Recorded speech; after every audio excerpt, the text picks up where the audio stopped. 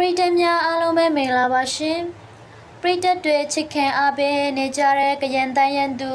မိုးရဲမင်းသမီးချောလေးနော်ဖို့အေထားရဲ့အဖမ်းခံရတဲ့ဖြစ်စဉ်နဲ့ပတ်သက်ပြီးစိတ်ဝင်စားစရာတဲ့အကြောင်းအရာတွေကိုတင်ဆက်ပေးသွားမှာဖြစ်ပါတယ်နော်ဖို့အေထားဟာယောသားစူးစမ်းပြီးချစ်စရာကောင်းတဲ့ရုပ်ရည်နှူးနေမှုချစ်စပွဲအပြုတ်အဆိုးနဲ့ဖော်ရွေတဲ့စိတ်သက်တွေကြောင့်မြန်မာနိုင်ငံအနှံ့ကပရိသတ်တွေရဲ့အားပေးချစ်ခင်မှုကိုအခိုင်အမာရရှိထားတဲ့အနုပညာရှင်သူဖြစ်ပါတယ်2021ခုနှစ်စတင်ပိုင်းမှာမြန်မာနိုင်ငံမှာနိုင်ငံရေးအပြောင်းအလဲတွေစတင်ဖြစ်ပေါ်ခဲ့တဲ့ကာလမှာတော့အခြားသောပြည်သူအချစ်တော်အနုပညာရှင်များနဲ့ညီတူနော်ဖို့အေထားကလည်းဒူမရဲ့လူမှုကွန်ရက်စာမျက်နှာပေါ်ကနေပြည်သူတွေနဲ့အတူရပ်တည်တာကြောင့်သဘောထားတွေကိုပေါ်လက်စွာဖော်ထုတ်ပြသခဲ့ပါတယ်တရားမျှတမှုအတွက်အတန်ထွက်ခဲ့ပြီးပြည်သူတွေရဲ့ဘက်ကခိုင်ခိုင်မာမာရည်တည်ခဲ့တဲ့အတွက်ကြောင့်လည်းပြည်သက်တွေရဲ့လေးစားချစ်ခင်မှုကိုပုံမရရှိခဲ့တာပါ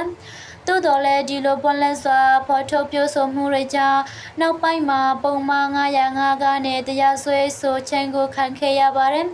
အဆိုပါအခြေအနေတွေကြောင့်နော်ဖို့အေထားဟာခက်တာသိမ်းဆောင်နေခဲ့ရပေမဲ့2021ခုနှစ်ဧပြီလအတွင်းမှာပဲဒူမဟာသက်ဆိုင်ရာရဲ့တိမ်တိမ်စစ်ဆေးခြင်းကိုခံခဲ့ရပြီးအဖမ်းခံခဲ့ရကြောင်းတည်တွေစတင်ထွက်ပေါ်လာခဲ့တာဖြစ်ပါတယ်ဒီတဲ့ဟာလူမှုကွန်ရက်စာမျက်နှာပေါ်နဲ့တဲ့မီဒီယာတွေမှာအလှည့်အမြန်ပြန့်နှံ့သွားခဲ့ပြီးအနုပညာမောင်နှမတွေနဲ့ပြည်သက်များစွာကိုအတိုင်းအဆမရှိစိတ်မကောင်းဖြစ်စေရတဲ့သူမရဲ့ပေးကမ်းရေးအတွက်လည်းစိုးရိမ်ပူပန်မှုတွေမြင့်တက်စေခဲ့ပါတယ်ဖန်စီတိမ်တိမ်ခံခဲ့ရတဲ့ကာလအတွင်းတော့နော်ဖို့အေထားဟာအကျဉ်းထောင်ထဲမှာခက်ခဲတဲ့စင်ခေါ်မှုများစွာကိုရင်ဆိုင်ခဲ့ရပါတယ်ဒီလိုခက်ခဲတဲ့အချိန်တွေမှာလည်းပြည်သက်တွေနဲ့သူမကိုချစ်ခံသူတွေက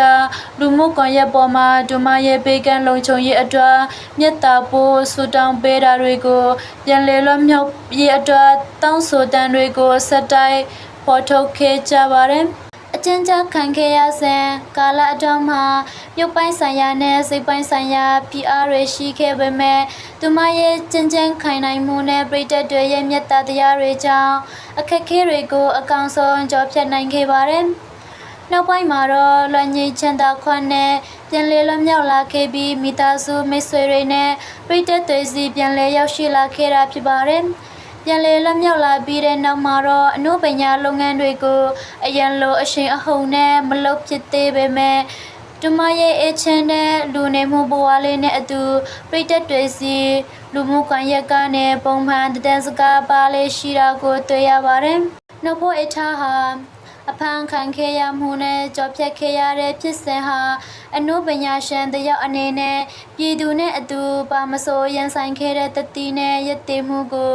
ထန်ဟပ်စေခဲ့တဲ့တမိုင်းဝါအဖြစ်ဖြစ်တစ်ခုဖြစ်ခဲ့ပါတယ်။ယနေ့ရုပ်တဲ့အစီအစဉ်ကိုအဆုံးထိကြည့်ရှုပေးခဲ့ကြတဲ့ပရိသတ်ဦးချမ်းစီတိုင်းကိုအထူးပဲကျေးဇူးတင်ရှိပါတယ်။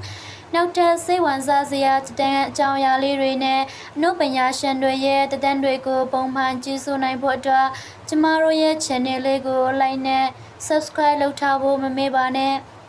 အားလုံးပဲကိုယ်စိတ်နဲ့အေးချမ်းကြပါစေ။